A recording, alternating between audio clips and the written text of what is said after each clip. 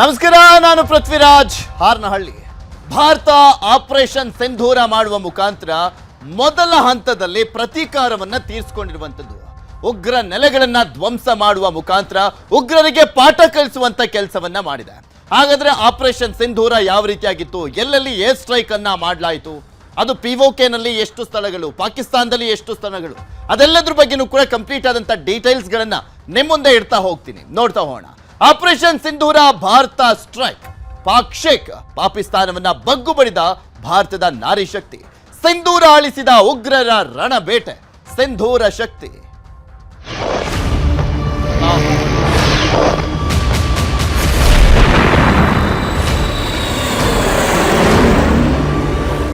ಪಹಲ್ಗಾಮ್ ನರಮೇಧದಲ್ಲಿ ಮಡಿದಂತವರಿಗೆ ನ್ಯಾಯವನ್ನ ಕೊಡಿಸ್ತೀನಿ ಅಂತ ಮೊದಲ ಬಾರಿಗೆ ಬಿಹಾರದ ನೆಲದಲ್ಲಿ ನಿಂತ್ಕೊಂಡು ನರೇಂದ್ರ ಮೋದಿ ಅವರು ಹೇಳಿದ್ರು. ಪ್ರತೀಕಾರ ಯಾವ ರೀತಿಯಾಗಿರುತ್ತೆ ನೋಡ್ತಾರೆ, ಹುಡುಕಿ ಕೊಲ್ತೀವಿ, ಯಾವುದೇ ಕಾರಣಕ್ಕೂ ಕೂಡ ಬಿಡೋದಿಲ್ಲ, ಉಗ್ರರಿಗೆ ನೆಲೆಯಾಗಿರುವಂತ ಮಣ್ಣನ್ನು ಕೂಡ ಮಣ್ಣು ಮಾಡ್ತೀವಿ ಅಂತ ಹೇಳಿದ್ರು.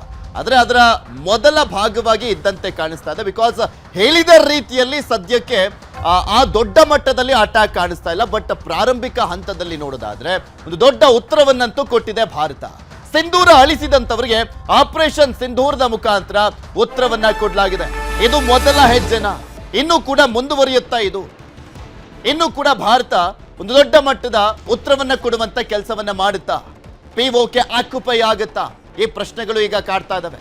25 ನಿಮಿಷ, 21 ಜಾಗ, 9 ಶಿಬಿರ, 70 ಉಗ್ರರ ಸಂಹಾರ. ಪಹಲ್ಗಾಮ್ ದಾಳಿಗೆ ಪ್ರತೀಕಾರವನ್ನ ತೀರಿಸಿಕೊಂಡಿದೆ ಭಾರತ. ಬಚ್ಚಿಟ್ಟಂತ ಉಗ್ರರನ್ನ ಬಿಚ್ಚಿಟ್ಟಿದಿರುವಂಥದ್ದು ಭಾರತೀಯ ಸೇನೆ.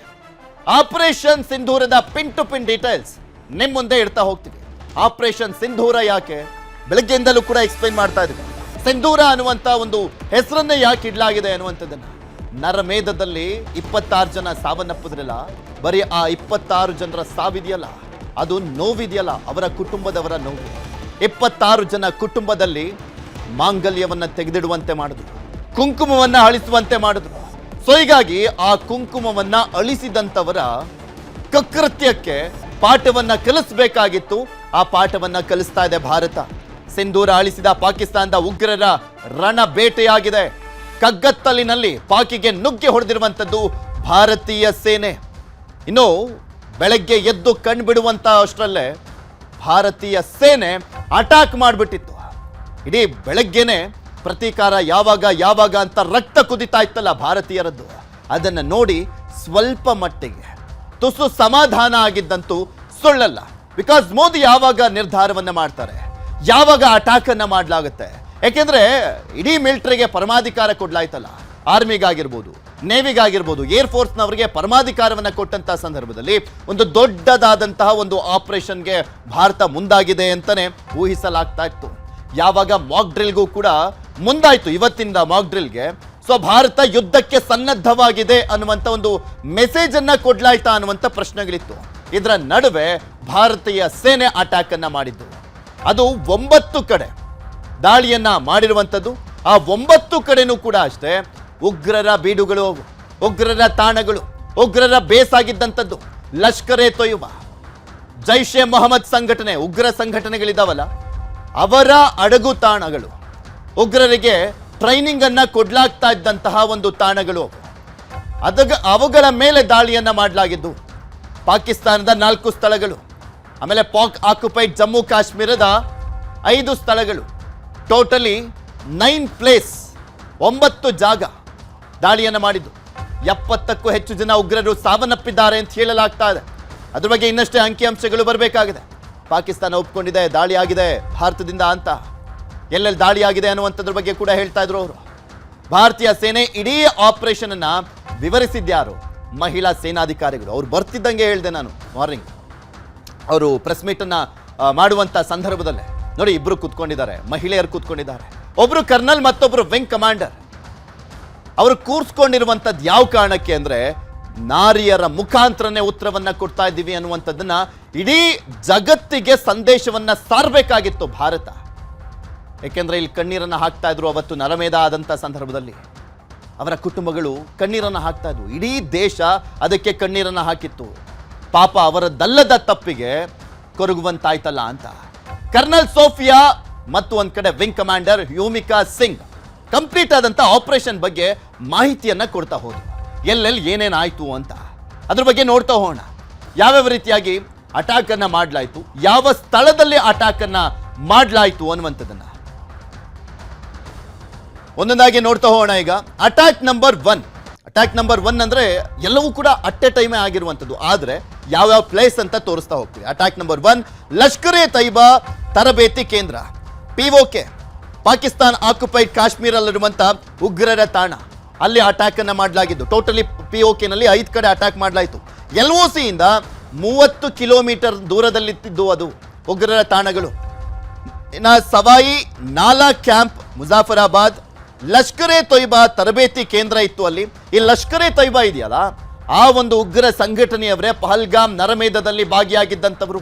ಅವರ ಪ್ರಾಕ್ಸಿ ಸಂಘಟನೆ TRF, ದಿ ರೆಸಿಸ್ಟೆಂಟ್ ಫ್ರಂಟ್ ಇದೆಯಲ್ಲ, ಇವರ ಪ್ರಾಕ್ಸಿ ಸಂಘಟನೆ ಅದು ಭಾರತದಲ್ಲಿ ಬ್ಯಾನ್ ಆದಮೇಲೆ TRF ಅಂತ ಇಟ್ಕೊಂಡು ಇಲ್ಲಿ ಉಗ್ರ ಸಂಘಟನೆ ಉಗ್ರ ಚಟುವಟಿಕೆಗಳನ್ನು ಮಾಡ್ತಾ ಇದ್ದಂಥವ್ರು. ಸವಾಯಿ ನಾಲಾ ಕ್ಯಾಂಪ್ ಅಲ್ಲಿ ದಾಳಿಯನ್ನು ಮಾಡಲಾಗಿದೆ. ಲಷ್ಕರ್ ಎ ತೈಬಾ ತರಬೇತಿಯ ಕೇಂದ್ರ ಅಲ್ಲಿ ಇದ್ದಿದ್ದಂಥದ್ದು, ಅದನ್ನ ಗುರಿಯಾಗಿಸಿ ಭಾರತ ದಾಳಿಯನ್ನ ಮಾಡಿದ್ದು. POK ಅಲ್ಲಿ ಇರುವಂತ ಉಗ್ರ ತಾಣ ಅದು. Attack number 2 Syedna ಬಿಲ್ವಾಲ್ camp Muzaffarabad, ಇದು POK ಯ ರಾಜಧಾನಿ ಮುಜಾಫರಾಬಾದ್, ಅಲ್ಲಿ ದಾಳಿಯನ್ನು ಮಾಡಲಾಗಿದ್ದು. ಜೈಷ್ ಎ ಮೊಹಮ್ಮದ್ ಉಗ್ರ ತಾಣ JM, POK ಯಲ್ಲಿರುವಂತ ಉಗ್ರರ ತಾಣಗಳು ನೋಡಿ ಯಾವ ರೀತಿಯಾಗಿ ಪೋಷಿಸ್ತಾ ಇದೆ ಉಗ್ರ ಸಂಘಟನೆಗಳನ್ನ, ಉಗ್ರರನ್ನ ಪಾಕಿಸ್ತಾನ ಅನ್ನೋದಕ್ಕೆ ಇದೊಂದು ಬೆಸ್ಟ್ ಎಕ್ಸಾಂಪಲ್. ಈ ದಾಳಿಯನ್ನು ಮಾಡಲಾಯ್ತಲ್ಲ, ಇದಕ್ಕಿಂತ ಬೆಸ್ಟ್ ಎಕ್ಸಾಂಪಲ್ ಬೇಕಾ? ಉಗ್ರ ತಾಣಗಳ ಟಾರ್ಗೆಟ್ ಮಾಡಿ ಭಾರತ ಹೊಡಿತಲ್ಲ ಅಂದ್ರೆ ಮಾತನಾಡುವಂತ ಸಂದರ್ಭದಲ್ಲಿ ಹೇಳ್ತಾ ಇದ್ರು ವಿಂಗ್ ಕಮಾಂಡರ್ ಮತ್ತೆ ಕರ್ನಲ್ ಮತ್ತೆ ರಕ್ಷಣಾ ಕಾರ್ಯದರ್ಶಿ ಆಗಿರುವಂತ ವಿಕ್ರಮ್ ಮಿಸ್ತ್ರಿ ಅವರು, ನಾವು ಸುಮ್ಮನೆ ಅಟ್ಯಾಕ್ ಮಾಡಿದ್ದಲ್ಲ, ಕ್ರೆಡಿಬಲ್ ಇನ್ಫಾರ್ಮೇಶನ್ ಅನ್ನ ಇಟ್ಕೊಂಡು ನಾವು ದಾಳಿಯನ್ನ ಮಾಡಿದ್ದು, ಪಕ್ಕ ಟಾರ್ಗೆಟ್ ಮಾಡಿ ದಾಳಿಯನ್ನ ಮಾಡಿದ್ದು. ನಾವು ಎಲ್ಲೂ ಕೂಡ ಸಿವಿಲಿಯನ್ಸ್ನ ಟಾರ್ಗೆಟ್ ಮಾಡಲಿಲ್ಲ, ಆರ್ಮಿ ಅವ್ರನ್ನ ಟಾರ್ಗೆಟ್ ಮಾಡಲಿಲ್ಲ. ನಾವು ಓನ್ಲಿ ಟಾರ್ಗೆಟ್ ಮಾಡಿದ್ದು ಇಲ್ಲಿ ಉಗ್ರ ಕ್ಯಾಂಪ್ಗಳನ್ನ ಮತ್ತೆ ಉಗ್ರರನ್ನ ಅಷ್ಟೇ ಅಂತ ಸಂದೇಶ ಯಾಕೆ ಕೊಟ್ಟರು ಅಂದ್ರೆ, ಅವರು ನಮ್ಮನ್ನೆಲ್ಲಾದ್ರೂ ನೆಕ್ಸ್ಟ್ ನಾಗರಿಕರನ್ನ ಆರ್ಮಿ ಅವ್ರನ್ನ ಟಚ್ ಮಾಡಿದ್ರೆ ಯಾವುದೇ ಕಾರಣಕ್ಕೂ ಬಿಡೋದಿಲ್ಲ, ರೆಡಿ ಆಗಿದ್ದೀವಿ ನಾವು ಆಲ್ರೆಡಿ ಅನ್ನುವಂಥ ಒಂದು ಸ್ಪಷ್ಟ ಸಂದೇಶವನ್ನು ರವಾನಿಸಲಾಗಿದ್ದು. ಭಾರತದಿಂದ ಅಂತರ 210 ಕಿಲೋಮೀಟರ್ ಇದ್ದಿದ್ದು ಅದು, ಅಲ್ಲಿ ದಾಳಿಯನ್ನು ಮಾಡಲಾಗಿದ್ದು. ಅಟ್ಯಾಕ್ ನಂಬರ್ 3 ಗುಲ್ಪುರ್ ಕ್ಯಾಂಪ್ ಕೋಟ್ಲಿಯಲ್ಲಿ ಲಷ್ಕರ್ ಎ ತೈಬಾ ತರಬೇತಿಯ ತರಬೇತಿ ಕೇಂದ್ರ ಅಂದ್ರೆ ಇದ್ಯಾವುದೋ ಕೌಶಲ್ಯಾಭಿವೃದ್ಧಿಯ ತರಬೇತಿ ಕೇಂದ್ರಗಳಲ್ಲ, ಇದು ಯಾವುದೋ ಉದ್ಯೋಗ ಕೊಡುವಂತ ಕೇಂದ್ರಗಳಲ್ಲ. ಅಲ್ಲಿ ರಕ್ತಕ್ಕೆ ರಕ್ತ ಅನ್ನುವ ರೀತಿಯಲ್ಲಿ ಮತ್ತೊಬ್ಬ ಅಮಾಯಕ ಜನರನ್ನ ಸಾಯಿಸುವಂತ ನಿಟ್ಟಿನಲ್ಲಿ ಇದ್ದಂತ ಒಂದು ಉಗ್ರ ಕ್ಯಾಂಪ್ ಗುಲ್ಪುರ್ ಕ್ಯಾಂಪ್ ಅದು ಕೋಟ್ಲಿಯಲ್ಲಿ ಇದ್ದಿದ್ದಂಥದ್ದು. ಭಾರತ ಅಲ್ಲಿದ್ದಂಥ ಉಗ್ರ ಕ್ಯಾಂಪ್ ಅನ್ನ ದಾಳಿ ಮಾಡ್ತು. ಲಷ್ಕರ್ ಎ ತೊಯ್ಬಾ ಸಂಘಟನೆಗೆ ಸೇರಿದಂಥ ಕೇಂದ್ರ ಅದು. ಎಲ್ಲವೂ ಕೂಡ ಪಾಕ್ ಸೇನೆಯ ಒಂದು ಹದ್ದಿನ ಕಣ್ಣಲ್ಲೇ ನಡೀತಾ ಇದ್ದಂಥ ಒಂದು ಉಗ್ರ ತರಬೇತಿ ಕೇಂದ್ರಗಳು. LOC ಇಂದ just 30 kilometre line of control ಅಂತ ಹೇಳ್ತೀವಲ್ಲ ನಾವು, ಆ LOC ಇಂದ ಜಸ್ಟ್ 30 ಕಿಲೋಮೀಟರ್ ದೂರದಲ್ಲಿ ಇದ್ದಿದ್ದು ಆ ಕ್ಯಾಂಪು.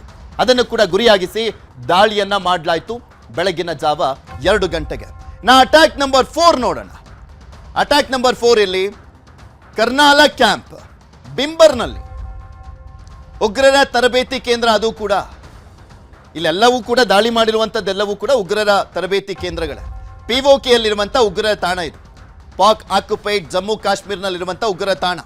LOC ಇಂದ ಜಸ್ಟ್ 9 ಕಿಲೋಮೀಟರ್, ಜಸ್ಟ್ 9 ಕಿಲೋಮೀಟರ್ ದೂರದಲ್ಲಿರುವಂಥ ಒಂದು ಕ್ಯಾಂಪ್ ಮೇಲೆ ದಾಳಿಯನ್ನು ಮಾಡಲಾಗಿರೋದು. ನೋಡಿ ಎಷ್ಟು ನಿಯರ್ ಇದ್ದಿದ್ದು ಅಂತ.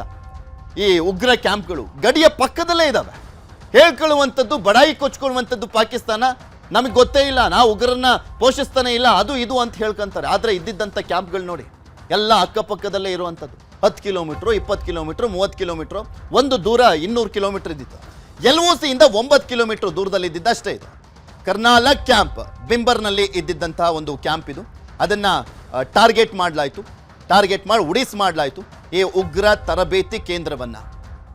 POK ಯಲ್ಲಿರುವಂಥದ್ದು ಟೋಟಲಿ POK ಯಲ್ಲಿ ಇದ್ದಂಥ ಉಗ್ರ ನೆಲೆಗಳು, ಅದರ ಪೈಕಿ 5 ಸ್ಥಳಗಳಲ್ಲಿ ದಾಳಿಯನ್ನ ಮಾಡಲಾಯಿತು. ಅಷ್ಟೇನಾ ಇದ್ದಿದ್ದು ಗೊತ್ತಿಲ್ಲ, ಯಾಕೆಂದ್ರೆ ಎಲ್ಲ ಉಗ್ರ ಕ್ಯಾಂಪ್ಗಳನ್ನ ಟಾರ್ಗೆಟ್ ಮಾಡಿದ್ದು ಭಾರತ. ಅಟ್ಯಾಕ್ ನಂಬರ್ 5 ನೋಡೋಣ ಈಗ. ಅಟ್ಯಾಕ್ ನಂಬರ್ 5 ಎಲ್ಲಾಗಿದ್ದು? ಅಟ್ಯಾಕ್ ನಂಬರ್ 5 ಅಬ್ಬಾಸ್ ಕ್ಯಾಂಪ್ ಕೋಟ್ಲಿಯಲ್ಲಿ ಇರುವಂಥದ್ದು. ಅಬ್ಬಾಸ್ ಕ್ಯಾಂಪ್ ಮೇಲೂ ಕೂಡ ದಾಳಿಯನ್ನು ಮಾಡಲಾಯಿತು. ಲಷ್ಕರ್ ಎ ತೊಯ್ಬಾ ತರಬೇತಿ ಕೇಂದ್ರ ಅದು, ಎಲ್ಇಟಿಗೆ ಸಂಬಂಧಪಟ್ಟಂತಹ ಒಂದು ಉಗ್ರ ಕ್ಯಾಂಪ್ ಅದು, ಪಿಒಕೆಯಲ್ಲಿರುವಂತಹ ಉಗ್ರರ ತಾಣ. ನಾವು ಫಸ್ಟ್ 5 ತೋರಿಸ್ತಾ ಇದೀವಲ್ಲ, ಇವೆಲ್ಲವೂ ಕೂಡ ಪಿಒಕೆಯಲ್ಲಿರುವಂತಹ ಉಗ್ರ ತಾಣಗಳು. ಪಿಒಕೆನ ಇವರು ಉಗ್ರ ನೆಲೆ ಮಾಡ್ಕೊಂಡ್ಬಿಟ್ಟಿದ್ದಾರೆ. ನಾವು ಕಾಶ್ಮೀರ ಅಂದರೆ ಒಂಥರ ಸ್ವರ್ಗದ ರೀತಿಯಲ್ಲಿ ಮಾಡ್ತಾ ಇದ್ವಿ.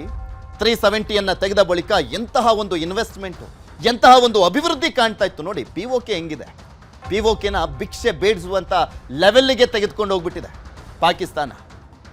ಪಿಒಕೆಯನ್ನು ಅಲ್ಲಿರುವಂಥ ಜನರನ್ನ ಯಾವ ಲೆವೆಲ್ಗೆ ಮಿಸ್ಯೂಸ್ ಮಾಡ್ತಾ ಇದ್ದಾರೆ ಅನ್ನೋದಕ್ಕೆ ಇದೇ ಬೆಸ್ಟ್ ಎಕ್ಸಾಂಪಲ್. ಬರೀ ಉಗ್ರರ ಕ್ಯಾಂಪ್ಗಳನ್ನು ಮಾಡ್ಕೊಂಡ್ಬಿಟ್ಟಿದ್ದಾರೆ. ಅಟ್ಯಾಕ್ ನಂಬರ್ 5 ನಾವು ನಿಮಗೆ ತೋರಿಸ್ತಾ ಇರೋದು ಎಲ್ಲ ಅಟ್ಯಾಕ್ ಆಗಿದ್ದು ಅಂತ. ನಾ ಅಟ್ಯಾಕ್ ನಂಬರ್ 6 ನೋಡೋಣ. ಮರ್ಕಜ್ ಸುಭಾನ್ ಅಲ್ಲಾ ಬಹವಲ್ಪುರ, ಜೈಷ್ ಎ ಮೊಹಮ್ಮದ್ ಉಗ್ರ ತಾಣ ಇದು. ಜೈಷ್ ಎ ಮೊಹಮ್ಮದ್ ಉಗ್ರ ತಾಣ. ಆ ಒಂದು ಉಗ್ರ ತಾಣದ ಮೇಲೂ ಕೂಡ ದಾಳಿಯನ್ನು ಮಾಡಲಾಗಿದೆ. ಪಾಕಿಸ್ತಾನದಲ್ಲಿರುವಂಥ ಉಗ್ರ ತಾಣ ಇದು. ನಾವು ಇದುವರೆಗೂ ತೋರಿಸಿದ್ದು ಪಿಒಕೆನಲ್ಲಿದ್ದು. ಈಗ ಪಿಒಕೆ ಹೊರತಾಗಿ ನೋಡೋದಾದ್ರೆ ಪಾಕಿಸ್ತಾನದ ನೆಲದ ಮೇಲೂ ಕೂಡ, ಅಂದರೆ ಪಿಒಕೆ ಈಗ ಪಾಕ್ ಆಕ್ಯುಪೈಡ್ ಕಾಶ್ಮೀರ್ ಇಲ್ಲ ಅಂತಲ್ಲ, ಅದನ್ನ ನಾವು ಯಾವತ್ತಿದ್ರೂ ಕೂಡ ನಮ್ದು ಅಂತಾನೆ ಹೇಳ್ತಾ ಇದ್ವಿ. ಹಾಗೆ ಪಾಕಿಸ್ತಾನದ ಮೇಲೂ ಕೂಡ ಅಟ್ಯಾಕ್ ಆಯ್ತಲ್ಲ, ಜೈಷ್ ಎ ಮೊಹಮ್ಮದ್ ಉಗ್ರ ತಾಣದ ಮೇಲೆ ಅಟ್ಯಾಕ್ ಅನ್ನ ಮಾಡಲಾಗಿರುವಂಥದ್ದು. ಅಲ್ಲಿ ಉಗ್ರ ತಾಣಗಳಿತ್ತು, ಜೈಷ್ ಎ ಮೊಹಮ್ಮದ್ ಸಂಘಟನೆಗೆ ಸೇರಿದಂಥದ್ದು. ಆ ಒಂದು ಉಗ್ರ ತಾಣದ ಮೇಲೆ ದಾಳಿಯನ್ನ ಮಾಡಲಾಯಿತು. ಅದರ ದೂರ ಎಷ್ಟಪ್ಪ ಅಂದ್ರೆ ಅಂತಾರಾಷ್ಟ್ರೀಯ ಗಡಿಯಿಂದ 100 ಕಿಲೋಮೀಟರ್ ದೂರ ಇತ್ತು. ಅಂತಾರಾಷ್ಟ್ರೀಯ ಗಡಿಯಿಂದ LOC ಬೇರೆ, ಅಂತಾರಾಷ್ಟ್ರೀಯ ಗಡಿ ಬೇರೆ. LOC ನಾವೇ ಹಾಕೊಂಡಿರುವಂಥದ್ದು, ಅಂತಾರಾಷ್ಟ್ರೀಯ ಗಡಿ ಅವಾಗಿಂದ ನಿರ್ಧಾರ ಆಗಿರುವಂಥದ್ದು. ಇದನ್ನು ಯಾವಾಗ ಬೇಕಾದರೂ ಬ್ರೇಕ್ ಮಾಡ್ಬೋದು ನಾವು ದಾಳಿಯನ್ನು ಮಾಡಿ ವಶಪಡಿಸ್ಕೊಂಡಂಥ ಸಂದರ್ಭದಲ್ಲಿ.